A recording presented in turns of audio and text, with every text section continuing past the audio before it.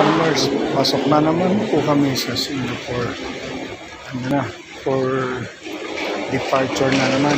Pabalik na sa bansa, sa Pilipinas. Ang haba ng lakaran. Kaya ito mga farmers, ito yung mga experience natin. Dito pa lang sa lakaran, talagang mapapalaban tayo sa lakaran.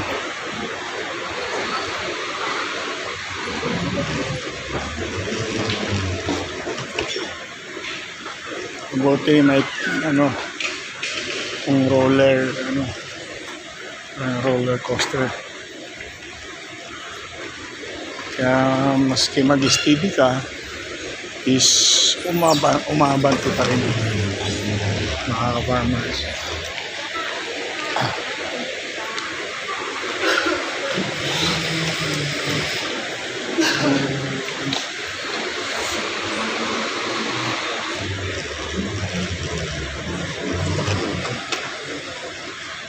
Sa bagay, matagal pang alis namin mamayang 4 AM. Pero napaaga kaming mag-check-in kasi nag-check out na kami doon sa condo. Kaya wala nang magawa kundi pumunta na rito sa airport. Dito na kami mag-standby. Dito na rin kami kakain muna.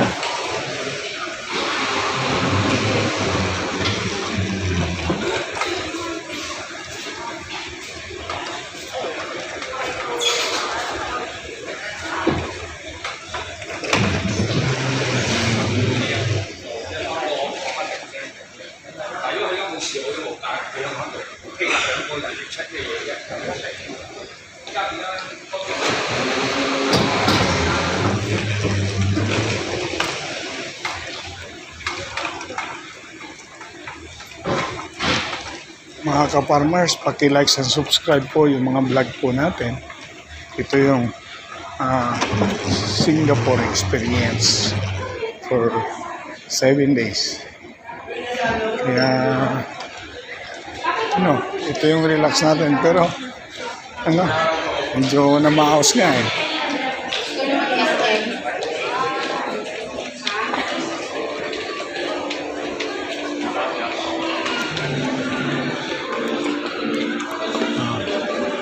Hanggang dito na muna mga ka-farmers, mamaya